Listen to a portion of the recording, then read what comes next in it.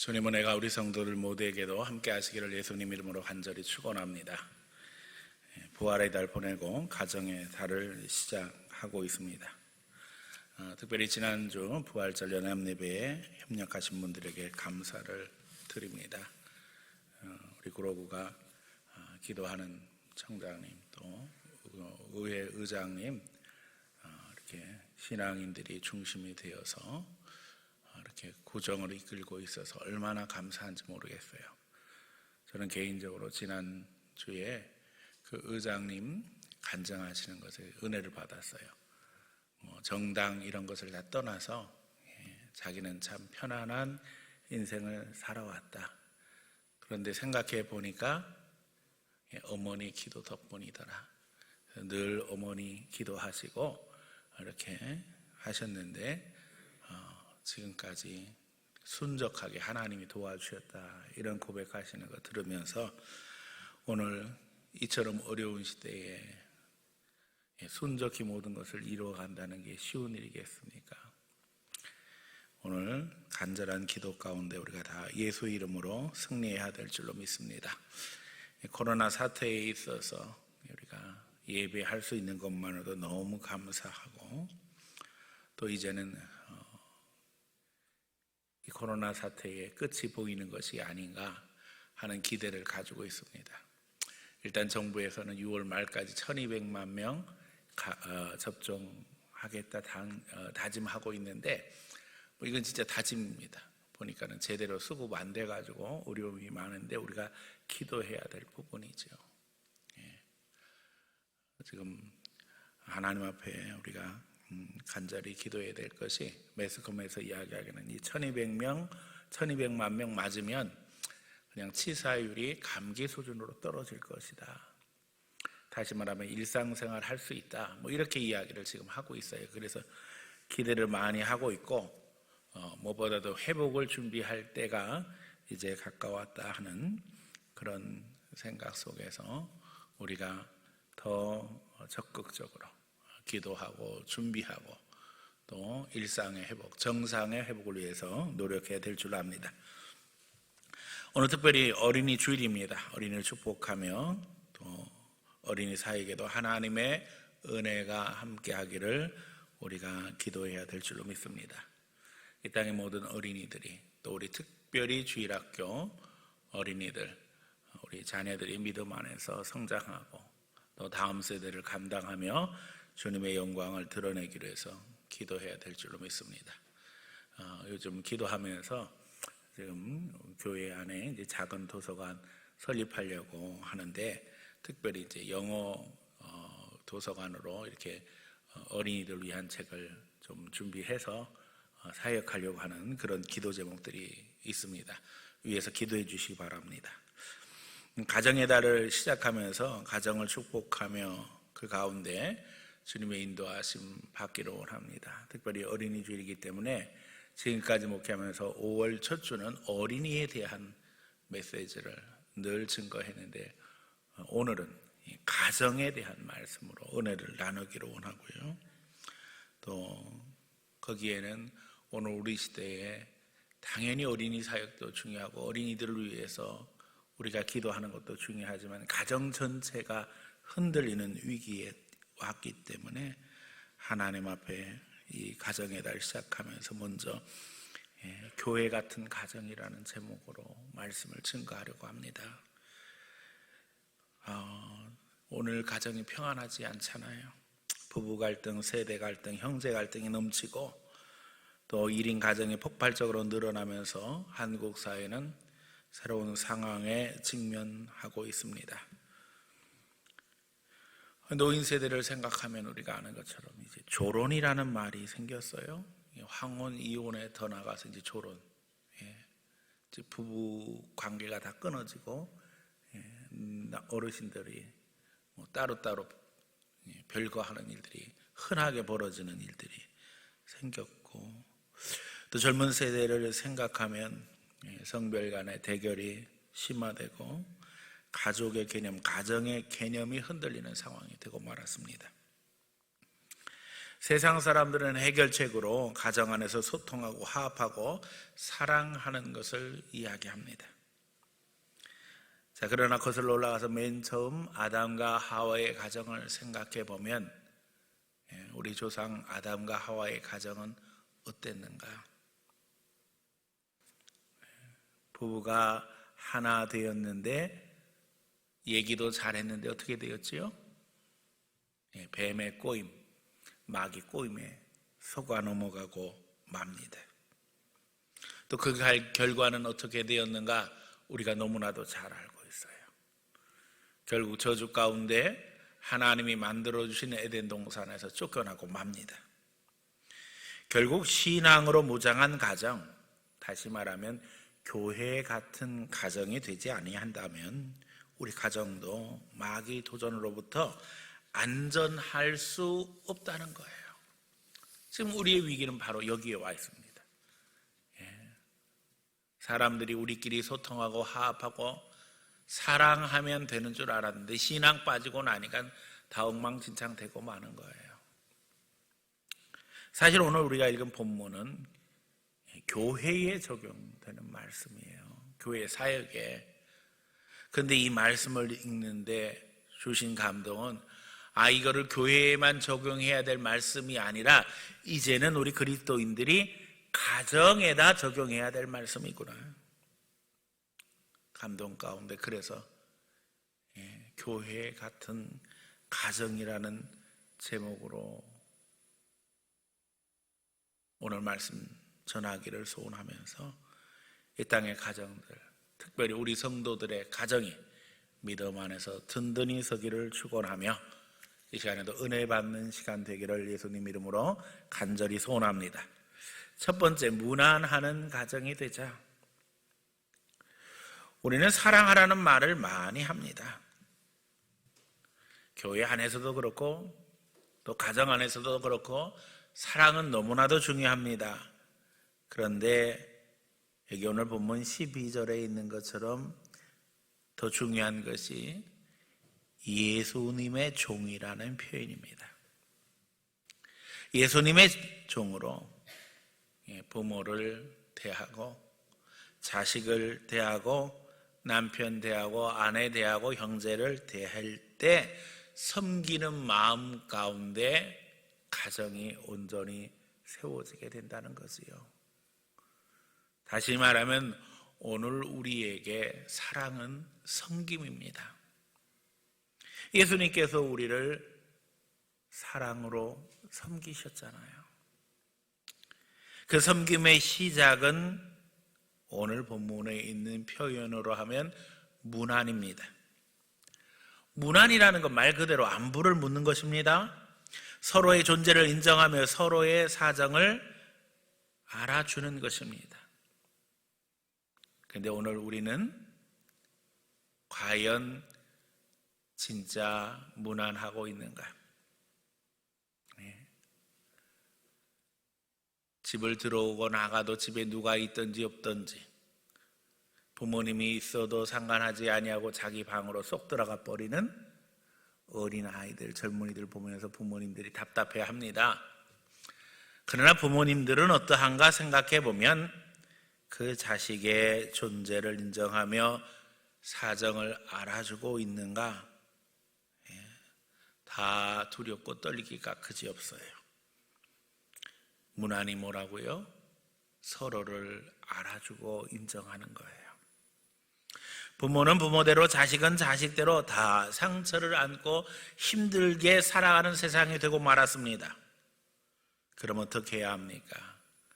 안아주고 격려해주고 인정해줘야 합니다. 누가 먼저 해야 돼요? 부모가 먼저 해야 됩니까? 자식이 먼저 해야 합니까? 여러분, 여기서 착각하지 말아야 될 것은 성령 받은 사람, 믿음 있는 사람이 먼저 해야 된다는 거예요. 부모라고 해서 다 부모 자격이 있어서 부모 된 거 아닙니다. 부모임에도 불구하고 부모 될 자격 없는데도 불구하고 부모 돼 있는 사람 많아요. 그럼 어떻게 해요? 자식이 먼저 해야 되죠. 그렇죠? 그런데 부모도 못하는데 자식이 할 수 있겠어요?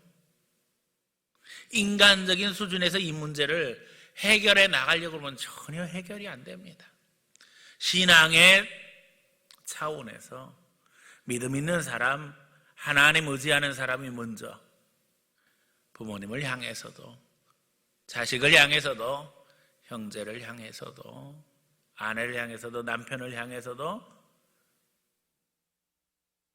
이해해주고 챙겨주고 격려해주고 사랑해주고 섬겨줘야만 한다는 것입니다. 그것을 통해서 성령 받은 자들이 그리스도의 사랑으로 가족의 마음의 문을 열게 될 때에 그 가정은 하나님의 은혜가 함께하며 축복된 가정으로 인도하심 받게 된다는 것입니다. 그러면 우리는 성령께서 우리에게 능력 주시기를 기도해야 됩니다. 성령이 주시는 능력으로 서로를 인정하며 세워주며 격려할 수 있도록 도와주시옵소서. 사람의 힘으로 가정을 유지해 나가는 데에 오늘 우리 시대는 너무나 많은 도전이 있어요. 온갖 유혹과 도전, 죄악이 범람하는 가운데 우리 가정 어떻게 지켜나갈 것인가? 성령이 주시는 능력을 인정하며 인도하심 받을 때에 우리가 서로를 향해 사랑의 눈으로 바라볼 수 있고 그 가운데 하나님의 은혜를 체험할 수 있다는 겁니다. 자녀를 향해서도 마찬가지고 노로에 계신 부모님을 향해서도 마찬가지고 지친 형제들을 향해서도 다 마찬가지입니다. 안부를 묻는 마음으로 인정해주고 또 격려해주고 보듬어 주게 되어질 때에 그 가정이 하나님의 은혜 가운데 세워진다는 사실을 잘 기억하면서 믿음 있는 우리가 먼저 하나님 앞에 기도하고 주여 내가 너무나도 부족합니다. 내 영혼, 내 믿음 지켜나가기도 힘듭니다. 그러나 성령 주셔서 하나님의 은혜로 우리 가정 잘 세워나갈 수 있도록 도와주세요. 기도하고 실천함으로 말미암아 주의 은혜 가운데 든든히 세워지는 귀한 성도들의 가정이 되기를 예수님 이름으로 간절히 축원합니다. 두 번째는 기도하는 가정이 되자는 겁니다. 오늘 본문 보게 되어지면 그가 항상 너희를 위하여 애써 기도하며 그랬어요. 교회를 세워나가는 데 있어서 기도처럼 중요한 게 어디 있겠어요?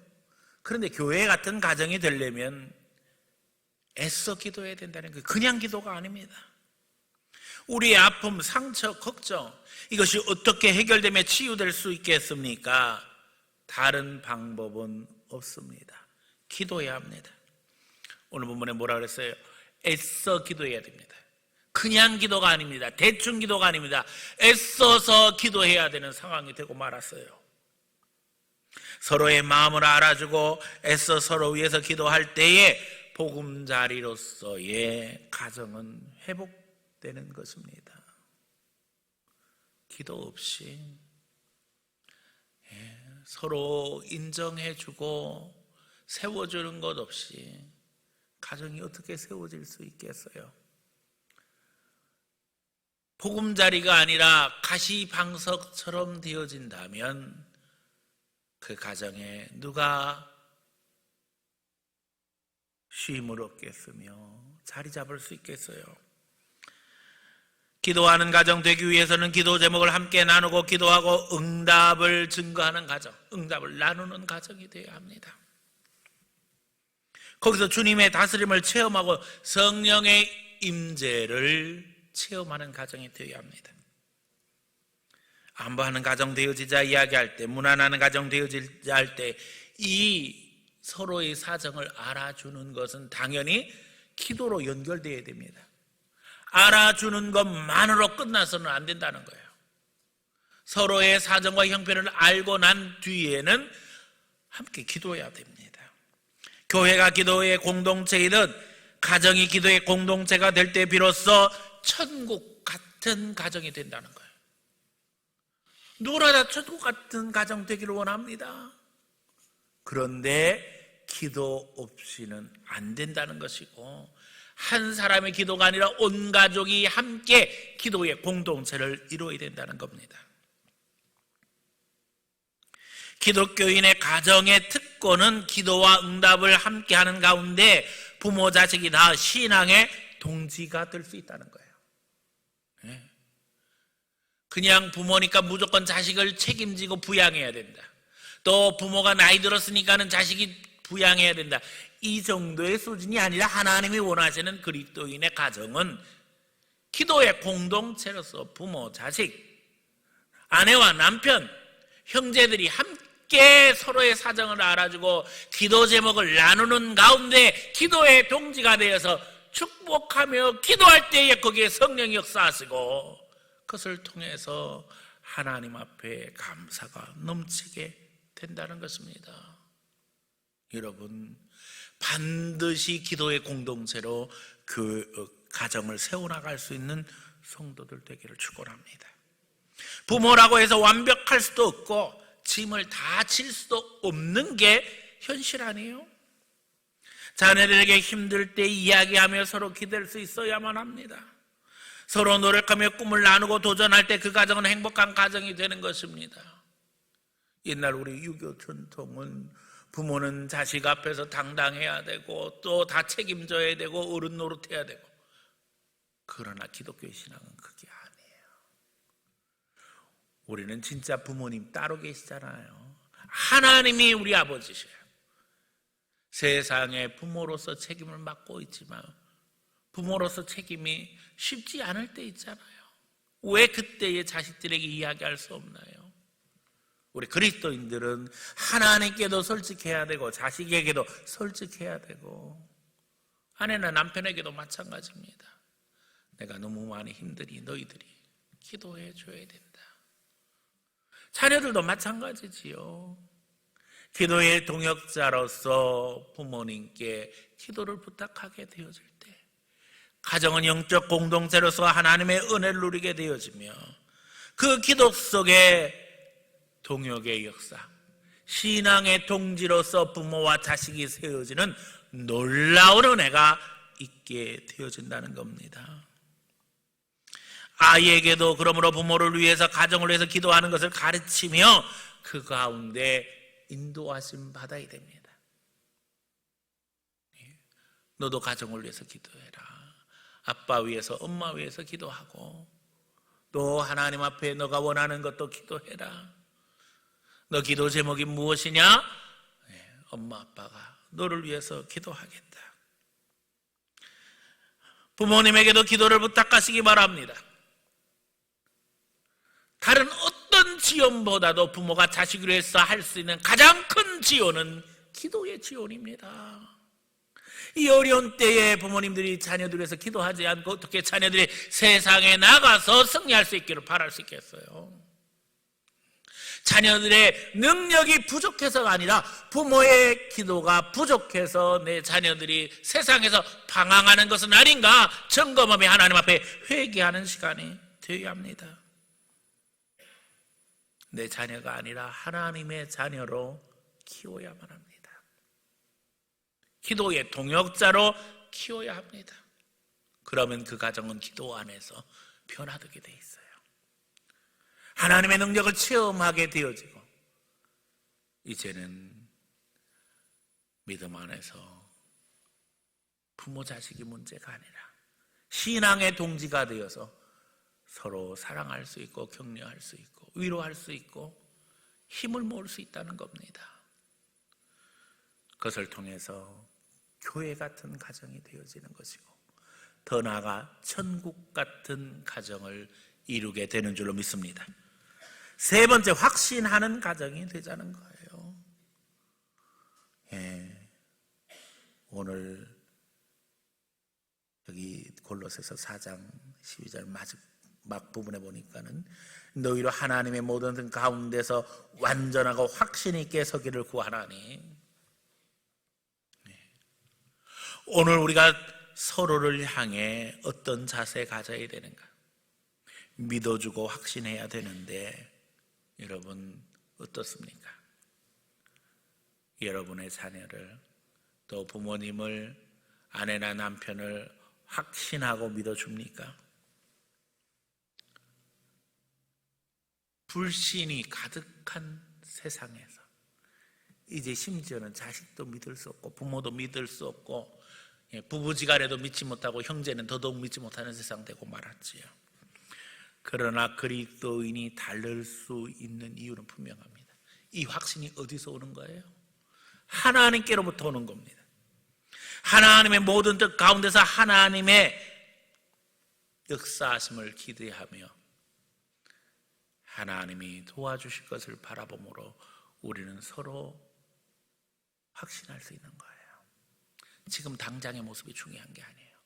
하나님이 이루실 것을 확신하기 때문에 하나님이 우리를 이 세상에 보내셔서 하나님의 뜻을 이루려고 하시는데 하나님이 그냥 버려두시겠어요? 기도하면서 우리는 확신을 갖는 거예요. 그리스도인의 가정에도 위기가 올 수 있습니다. 넘어질 수도 있습니다. 그러나 잊어버리지 말아야 될 것은 하나님이 우리를 책임져 주신다는 거예요. 그러기에 우리는 확신할 수 있습니다. 하나님을 바라봄으로 우리가 확신하는 거예요.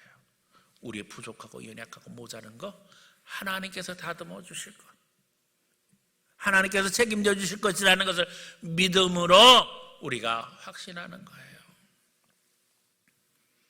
확신 가운데 거하는 성도들 되시기를 축원합니다. 하나님을 신뢰할 때 부부가 신뢰할 수 있습니다. 하나님을 신뢰할 때 부모가 자식을 신뢰할 수 있습니다. 하나님을 믿기 때문에, 하나님의 지켜주심을 믿기 때문에 미래를 확신하며 기다릴 수 있는 겁니다. 지금 당장 안 된다고 걱정하지 마세요. 우리가 하나님을 믿잖아요. 하나님 우리 책임져 주시는 거 믿잖아요. 제가 늘 이야기하잖아요. 하나님은 더 좋은 것을 채워주시는 하나님이시잖아요. 하나님을 확신하게 우리는 서로 확신하며 신뢰할 수 있는 거예요. 우리 눈으로 보기에는 아직도 부족하고 모자란 부분이 있어도 괜찮습니다. 하나님이 우리를 인도하시기 때문에 지금 당장의 모습이 아니라 하나님이 이루실 미래를 기대하며 우리는 나갈 수 있습니다. 그래서 사랑하며 격려하며 서로를 가꾸어 나가는 겁니다. 여러분 그렇잖아요. 예. 밭에 채소 하나를 심어놔도 마찬가지고 정원에 꽃 하나 심어놔도 마찬가지고 방치하면 안 돼요. 가꿔야 됩니다. 책임감 있게 돌보고 가꿀 때 아름다운 모습으로 성장하는 거예요. 하나님을 향해 믿음 가진 이들은 그러므로 그 믿음 가지고 자녀를 확신하고 가정을 확신하고 미래를 확신하고 그런 가운데 격려하고 기도 제목 나누고 기도로 후원하고 지원하고 또 후원받고 지원받음으로 믿음의 역사를 이루어야 될 줄로 믿습니다. 안 될 거라는 생각부터 버려야 됩니다. 우리 집은 이래서 안 돼. 우리 자식들은 이래서 안 돼. 당신은 그래서 안 돼. 이런 말부터가 죄악이에요. 하나님 앞에 격려하는 가운데 서로의 장점을 인정해주고 감사하는 가운데 기도함으로 믿음의 역사를 이루고 그 기대 가운데 하나님의 이루심을 체험하는 귀한 성도들이 다 되어지기를 예수님 이름으로 축원합니다.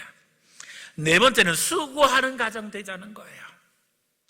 가정도 수고하지 않으면 유지될 수 없습니다. 기대하고 기도하고 그 다음에 손 놓고 있으라는 이야기가 아니에요.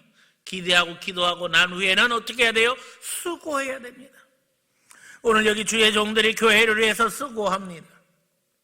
그 수고 가운데 하나님의 역사가 함께함을 사도 바울이 고백하잖아요. 13절에 보세요. 그가 너희와 라오디게아에 있는 자들과 히에라볼리에 있는 자들을 위하여 많이 수고하는 것을 내가 증언하도다. 교회는 하나님이 책임져 주시고 도와주시는데 우리 수고 안 해도 그냥 잘 되지 않겠어요? 어떻습니까? 아니라는 거예요. 교회를 위해서 수고하는 자가 있어야지만 교회가 세워지는 거예요. 가정도 마찬가지입니다. 그냥 결혼한다고 해서 그 가정이 든든히 세워질 수 있는가? 그냥 애를 낳아놓기만 하면 이 아이가 저절로 잘 자랄 수 있는가? 아니라는 거지. 기대하고 기도하고 하나님 앞에 수고해야 됩니다. 아담과 하와가 타락하는 후에 에덴 동산에서 내쫓길 때 하나님이 분명히 말씀하셔요. 남편 아담에게 뭐라고 그러셔요? 너는 땀을 흘려야지만 음식 먹을 수 있다.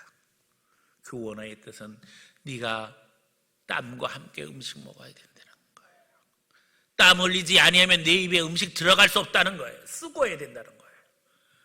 아내 하와에게 주신 말씀 뭐예요? 너에게 해산하는 고통이 있어야지만 자식 얻을 수 있다는 거예요. 그런 고통 없이 가정은 이루어질 수 없는 겁니다. 수고하지 않으려는 사회는 멸망을 향해 갈 수뿐이 없어요.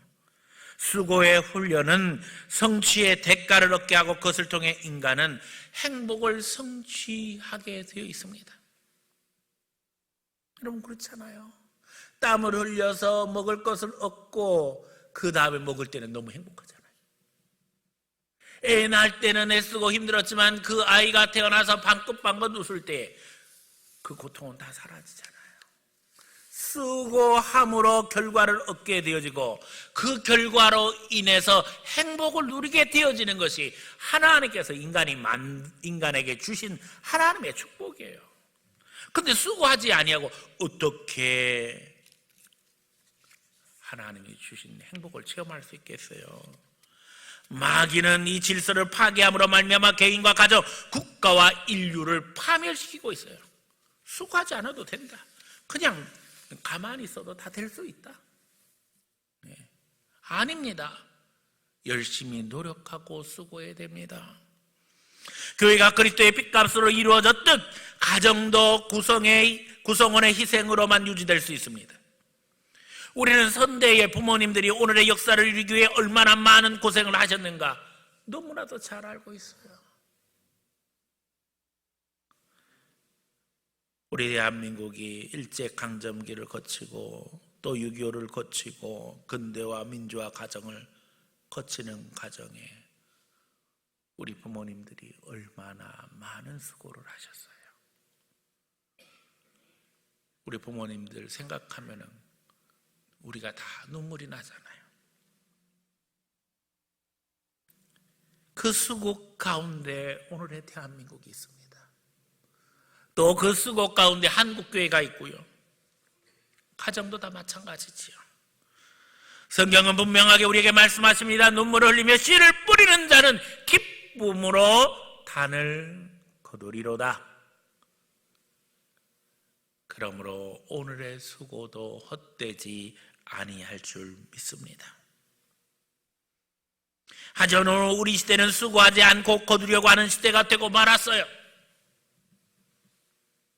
그것은 도적의 심보지요.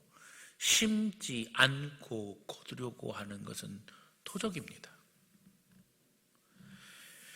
내가 한 알의 밀알이 되어 많은 열매를 맺을 수 있다면 한 알의 밀알로 죽어져야 하는 것이 우리 그리스도인의 사명입니다. 남편을 위해, 아내를 위해, 자녀를 위해, 형제를 위해 죽어질 수 있다면 그것처럼 행복한 게 어디 있겠어요? 저보다 좀 나이가 많은 동기 목사님이 며칠 전에 카톡으로 시 한 편을 보내주셨는데 제가 그걸 읽으면서 은혜를 많이 받았어요. 어느 날의 기도라는 한희철님의 시입니다. 내 웃음이 누군가의 눈물 위에 서지 않게 하소서. 내 기쁨이 누군가의 아픔 위에 머물지 않게 하소서. 내 행복이 누군가의 불행에 이것까지 않게 하소서. 내 희망이 누군가의 절망을 받고 올라서지 않게 하소서. 내 열심이 누군가의 부러움 받으며 자라지 않게 하소서. 내 평온이 누군가의 고통 위에 뿌리를 내리지 않게 하소서.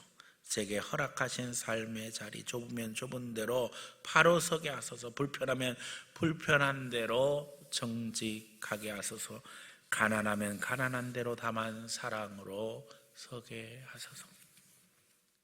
오늘 우리 그리스도인들이 남의 수고에 기대어서 그저 다른 사람 수고를 짓밟고 나만 잘 되려고 한다면 하나님 기뻐하시겠어요? 우리가 부족하고 어려운 형편에서도 하나님 바라보고 바르게 서기 위해서 애쓰고 노력한다면 하나님이 책임져 주실 줄 믿습니다.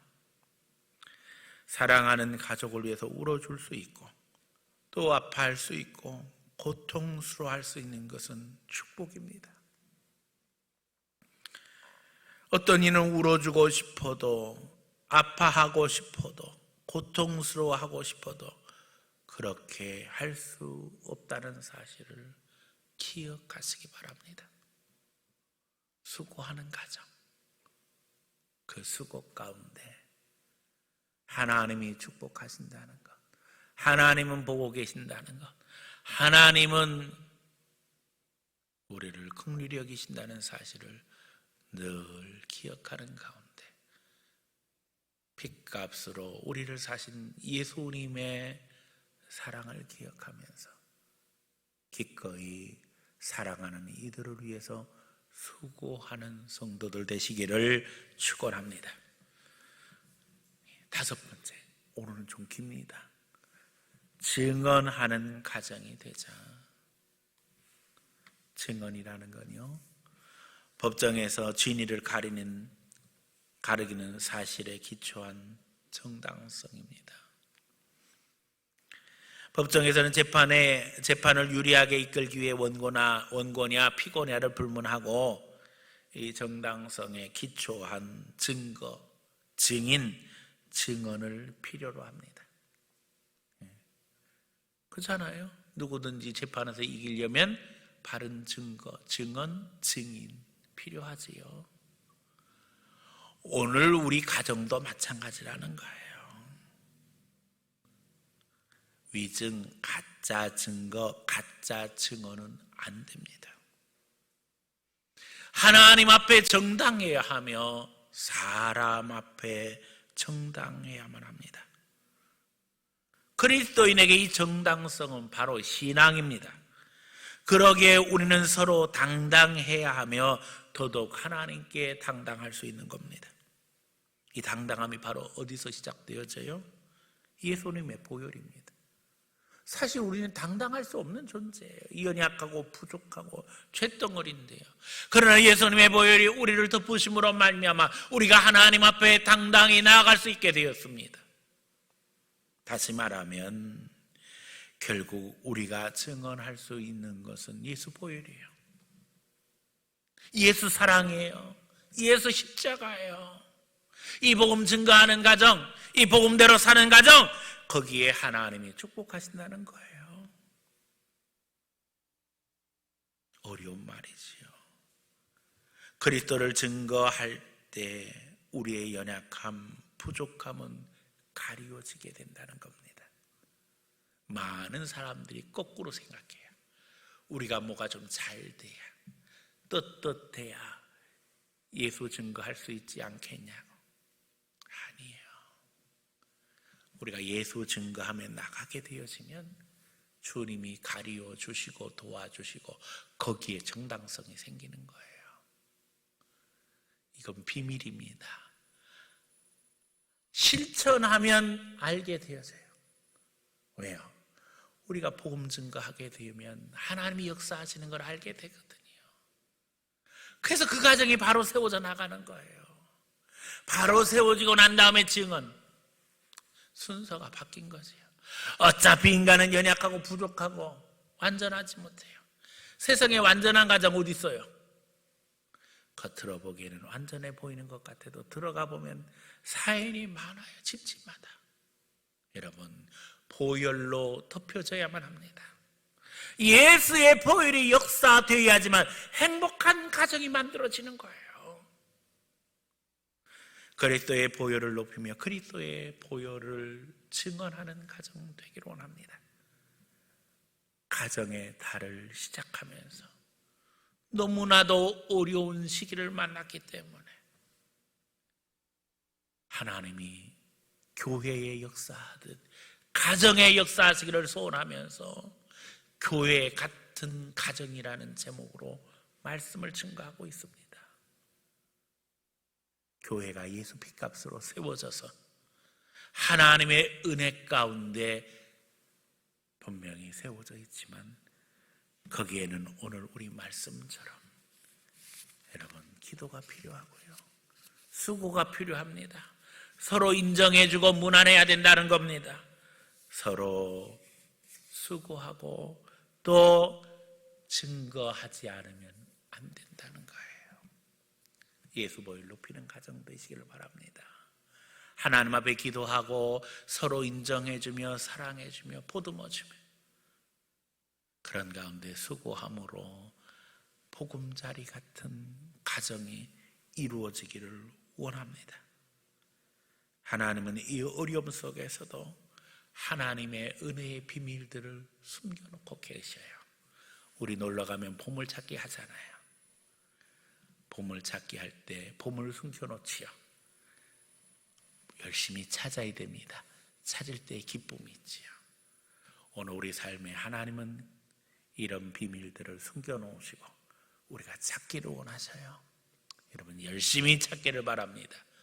그리고 오늘 이 공개되어진 비밀들이 여러분들에게도 적용이 되어져 가지고 이제는 하나님 앞에 교회에 주신 축복처럼 가정마다 축복이 넘쳐서 믿음의 공동체를 만들고 온 가족이 다 기도의 동역자가 되어져서 예수 정신으로 무장함으로 말미암아 마귀 틈타지 아니하고 하나님이 도와주시는 복된 가정이 이루기를 예수님 이름으로 간절히 축원합니다.